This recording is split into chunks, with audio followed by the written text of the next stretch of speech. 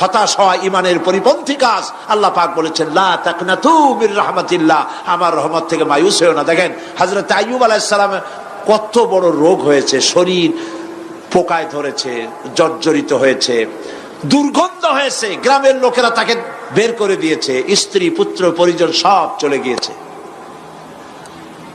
এমনকি জিহ্বায় যখন পোকা ধরল, হযরত আইয়ুব আলাইহিস সালাম আল্লাহ রাব্বুল আলামিনের দরবারে ফরিয়াদ করলেন, আন্নী মাসসানিয়াদ-দুররু ওয়া আনতা আরহামুর রাহিমিন। আয় আল্লাহ, আমি অসুস্থ হয়ে পড়েছি, আমি রোগাক্রান্ত হয়েছি, আর তোমার নাম রহমান রহিম, তুমি আমাকে রোগমুক্ত করো। হযরত আইয়ুব আলাইহিস সালাম আল্লাহর দরবারে ফরিয়াদ করলেন, রব্বুল আলামিন সারা শরীরে পোকায় জর্জরিত হয়ে গেছে, এখন আমার জিহ্বায় পোকা ধরেছে, মাবুদ গো আমি তোমার কাছে ফরিয়াদ করি, আমার জিহ্বায় পোকা দিও না, কারণ জিহ্বাটাও যদি নষ্ট হয়ে যায় তাহলে তোমার মতো আল্লাহর জিকির আমি কি দিয়া করব।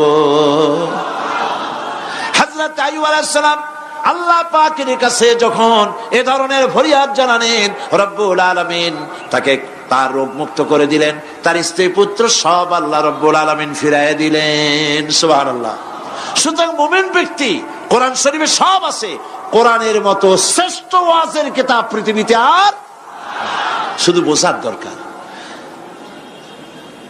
বিপদে যত বড় বিপদ আসুক, কোন বিপদে মুমিন ধৈর্য হারাবে না। হযরত ইয়াকুব আলাইহিস সালামের ছেলে ইউসুফ আলাইহিস সালামকে যখন তিনি হারায় ফেললেন, তিনি অধৈর্য হয়ে গেছিলেন নাকি? অধৈর্য হন নাই। কারণ আমি আমার বক্তৃতার সূচনায় বলেছি, আমরা কল্যাণ বুঝি না, অকল্যাণও বুঝি না। কোন বিপদ আসলে পরে আমরা হয়রান হয়ে যাই, কিন্তু বিপদের মধ্যে কল্যাণ আছে আমরা তা বুঝতে পারি না। কথা বুঝে আসছে? হযরত ইউসুফ আলাইহিস সালামকে কুয়ার ভিতরে ফেলে দেওয়া হলো। 11 ভাই মনে করেছে কুয়ার ভিতরে ফেলে দিয়া ইউসুফ আলাইহিস সালামকে মেরে ফেললাম, কিন্তু তারা বোঝে নাই আসল কামটা কি হয়েছে। এটা তো কুয়া নয়, এটা একটা টানেল, এটা একটা সুড়ঙ্গ। একদিকে কেনান হলো তার এক মুখ, ওই সুড়ঙ্গের এক মুখ হলো কেনানের। কেনান ইউসুফ আলাইহিস সালামকে ফেলে দেওয়া হলো কুয়ার ভিতরে মারার জন্যে, কিন্তু আল্লাহ পাকের ইচ্ছা ইউসুফ আলাইহিস সালাম মরবে না। এই টানেলের অপর প্রান্ত মিশরের সিংহাসনের টানেলের এপার দিয়া ইউসুফ আলাইহিস সালামকে ঢুকালেন, অপর প্রান্তে মিশরের সিংহাসনে ইউসুফকে আল্লাহ বসাইয়া দিলেন। হযরত ইয়াকুব ছেলের জন্য